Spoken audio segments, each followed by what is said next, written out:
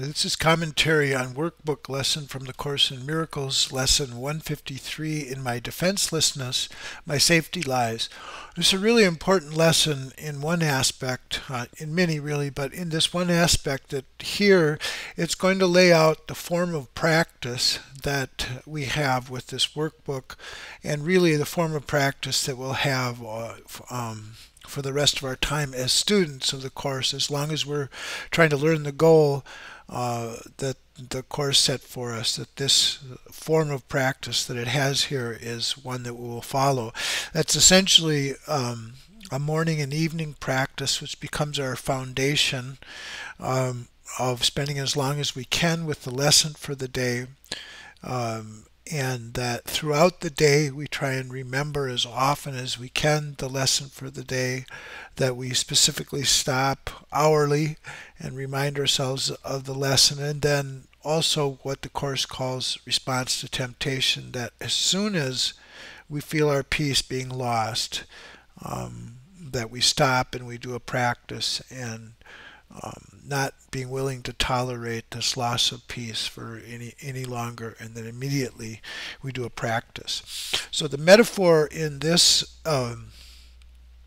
lesson is that God has chosen a happy game for us, one in which our purpose now is the happy purpose of remembering who we are, the real self of love, demonstrating that to ourselves and to everything around us, and trading for that, and letting go of this game of continually trying to defend this false sense of ourselves and the attacks that come along with that. So the metaphor is this happy game that we can play, knowing that we're children of God, knowing that our purpose is to remember that love. So here goes. In my defenselessness, my safety lies. You who feel threatened by this changing world, its twists of fortune and its bitter jests, its brief relationships, and all the quote-unquote gifts it merely lends to take away again, attend this lesson well. The world provides no safety. It is rooted in attack, and all its quote-unquote gifts of seeming safety are illusory deceptions. It attacks and then attacks again. No peace of mind is possible where danger threatens. Thus, maybe by looking at the text where it describes attack in a certain way, it'll be helpful. What it says here in chapter 29, section 4, in its simplest form, it can be said attack, and that's attack either on ourselves or someone else, is a response to function unfulfilled as you perceive the function. What that means is that it's the scripts that we write for everything in the world and for ourselves that we think, the things that we think should happen, the way we think things should be, that will make us happy. And that's what it's calling as attack. When that's unfulfilled, then that's an attack that we feel that we're making upon ourselves. So it says it can be in you, this attack can be in you or someone else, but where it is perceived, it will be there, it is attacked. Depression or assault must be the theme of every dream, for they are made of fear, the thin disguise of pleasure and of joy in which they may be wrapped, but slightly veils the heavy lump of fear that is their core. And it is this the miracle perceives, and not the wrappings in which it is bound. So in other words, the miracles that we're looking for recognizes that we've written these scripts, and that they don't get fulfilled, and that they see those scripts and their unfulfillment as an attack on their self of love. So that's the basic idea in attack there. So it goes on to say in the lesson then, the world gives rise but to defensiveness. For threat brings anger, anger makes attack seem reasonable, honestly provoked, and righteous in the name of self-defense.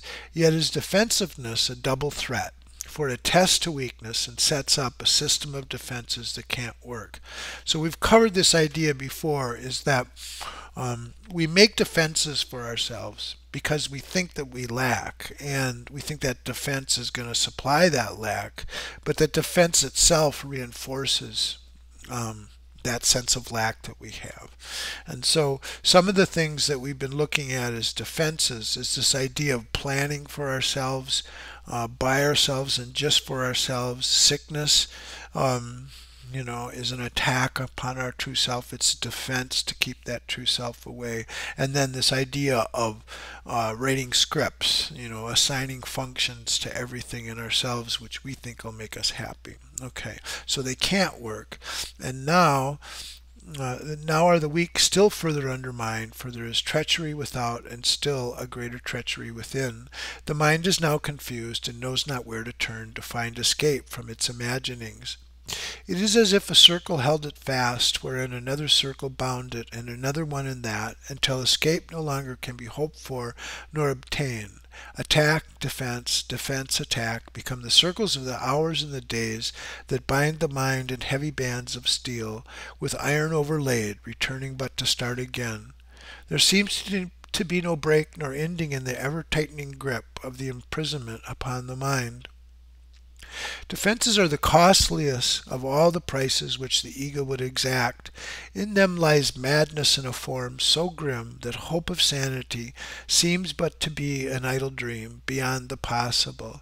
The sense of threat the world encourages so much deeper and so far beyond the frenzy and intensity of which you can conceive that you have no idea of all the devastation it has wrought.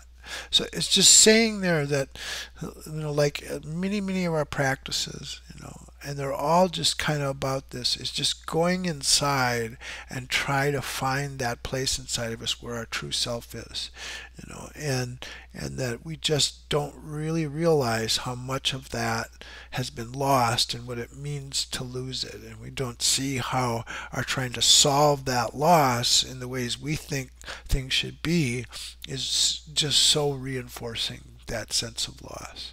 So of the defenses it says, you are its slave, you know not what you do in fear of it. You do not understand how much you've been made to sacrifice, who feel its iron grip upon your heart. And so it's the iron grip of these defenses, attacks.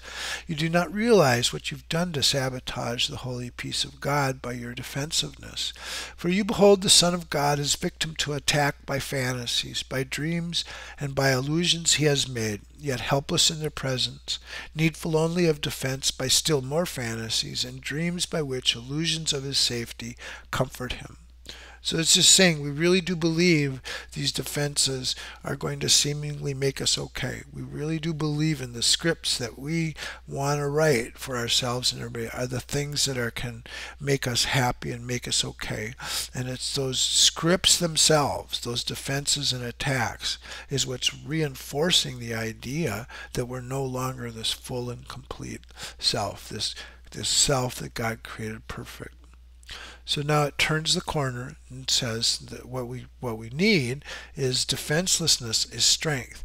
It testifies to the recognition of the Christ in you.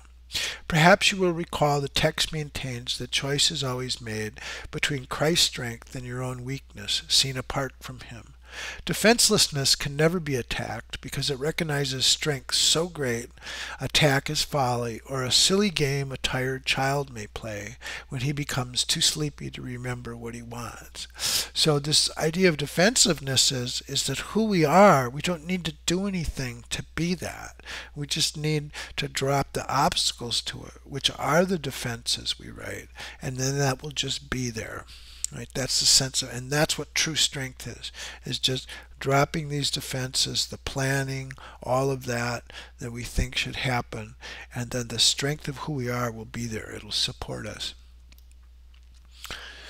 Defensiveness is weakness. It proclaims you've denied the Christ and have come to fear his Father's anger. What can save you now from your delusion of an angry God whose fearful image you believe you see at work in all the evils of the world? What but illusions could defend you now when it is but illusions that you fight?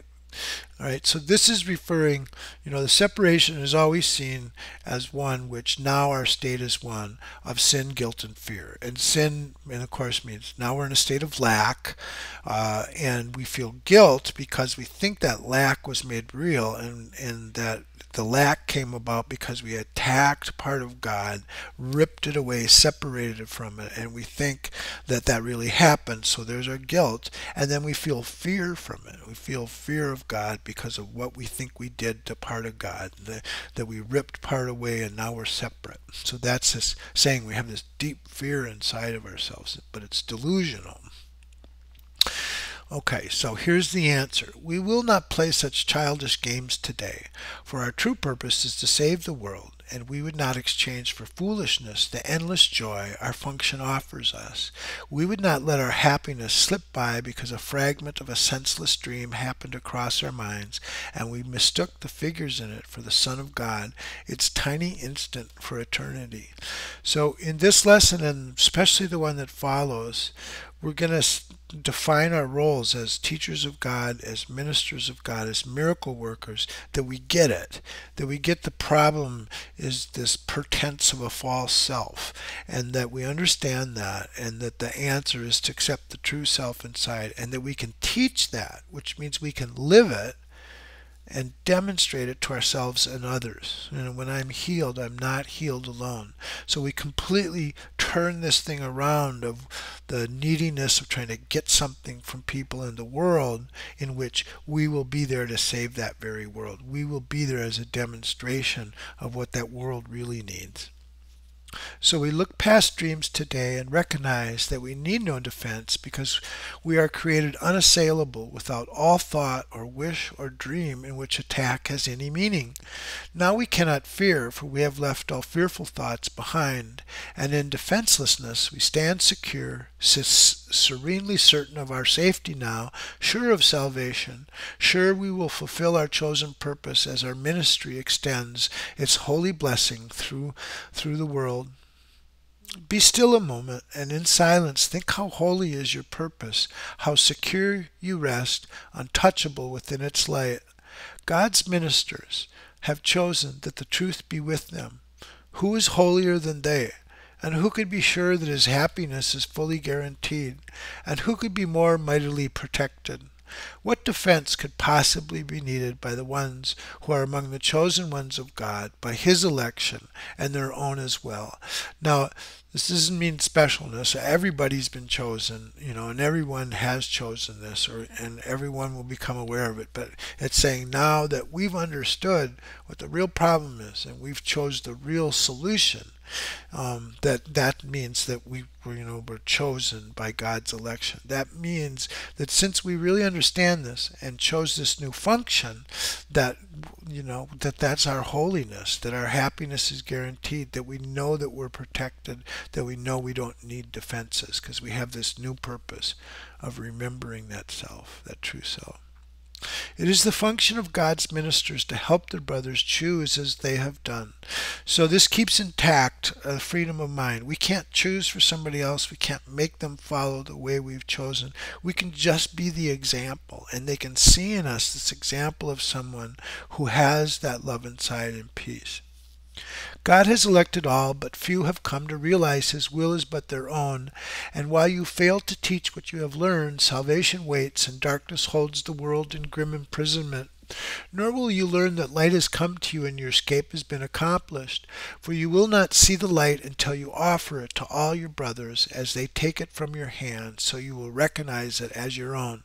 Okay, so this is the big central shift. So we move from just thinking of ourselves and our own needs to recognizing our real need, remembering this light inside of us, and sharing it with everyone else. So the idea of sharing what's important rather than trying to just think about our own personal needs, that's the big key there.